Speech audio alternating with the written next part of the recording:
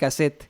Es un hombre, y esto te lo tengo que preguntar, esto tiene que ser parte de nuestra conversación porque pues lo sabemos, ¿no? Un hombre que hoy está en una corte en los Estados Unidos, enfrentando acusaciones formales de narcotráfico, bueno, de conspirar para traficar cocaína, de falsedad de declaraciones, de también recibir millones de dólares por parte del cártel de Sinaloa para permitirlos operar con impunidad en México. Hoy tenemos esta realidad de un Genaro García Luna. Denos por favor su opinión de este caso de tan alto nivel. Pues fíjate que se pone justo en esta dimensión, Toño, en la de que cuánta gente no decía y siempre, bueno, los mexicanos ya sabíamos que estaba pasando esto, o ya se rumoraba, allá tenía evidencias, o ya había una constatación en términos de riqueza inexplicable.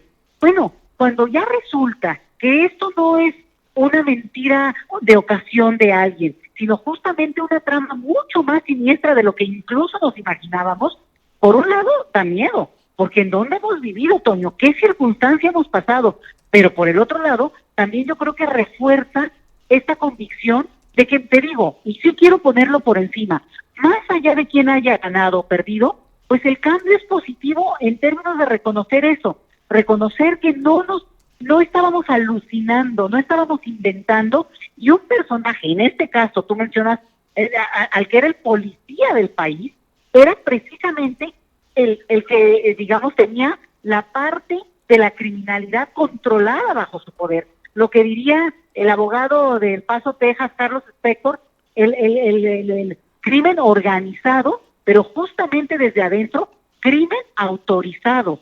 Me parece que Exacto. poder, que eso sea público, Toño, ya no una ingenuidad o un decir de algunos, es un cambio que hay que valorar muchísimo todos. Así es un crimen pues bien organizado y bien autorizado, que verdaderamente, yo estoy con usted, a mí también, por un lado me da miedo, ¿no? Escuchar todo este tipo de cosas, escuchar que la película esta del infierno, de Luis, se me olvida su apellido, este director tan interesante, y de Damián Alcázar, pues se cumplen muchas cosas, ¿no? Y que esa es la realidad, verdaderamente fue un México que vivió un infierno, que todavía lo vive en muchos casos, que todavía tiene repercusiones. Todavía queda ese gran escollo para el gobierno de Andrés Manuel López Obrador llamado seguridad, llamado gran violencia en México. La verdad es que eso es por un lado desesperanzador, pero por el otro lo bueno es esa parte, ¿no? La parte que refuerza que hay cambios, lo que es la parte absolutamente positiva. ¿Cómo ve usted, doctora, el desenlace de esta historia? En su opinión, ¿es un Genaro García Luna que hará un trato con la fiscalía y que buscará una sentencia menor, o que verdaderamente buscará un juicio y declararse inocente?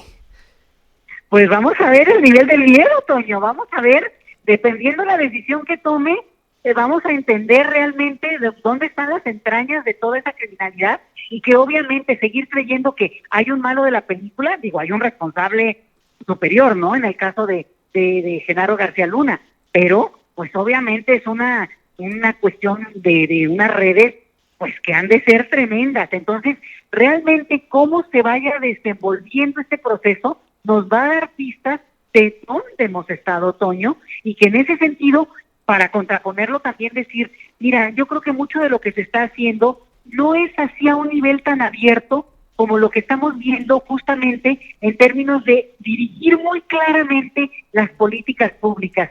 Y a mí me parece muy interesante el trabajo que estoy viendo en muchos ámbitos, Toño, que tienen que ver con una dimensión sanadora.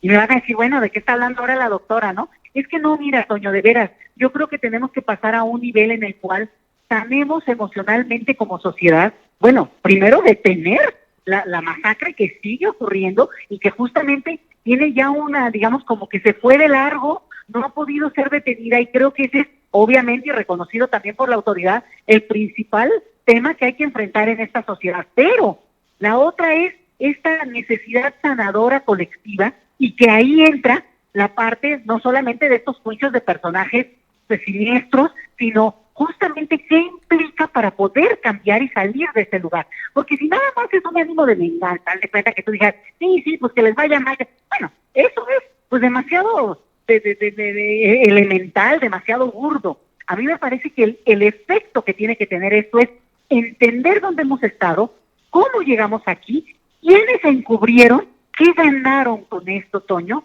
y ahí la siguiente cosa, cómo nos ayuda esto para salir y sanarnos colectivamente. Totalmente de acuerdo, y recordarle a la gente que las grandes revoluciones en el mundo se dieron por la gente.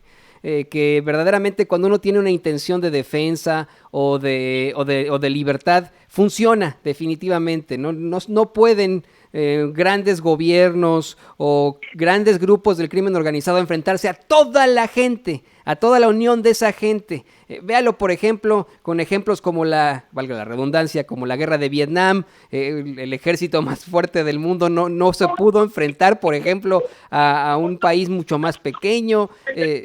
Hay que verlo tal como es, doctora. Y bueno, para que no, yo sé que es una mujer muy ocupada, debe estar ahorita muy cercana a sus clases también. Antes de que nos vayamos, todavía quedan dos temas muy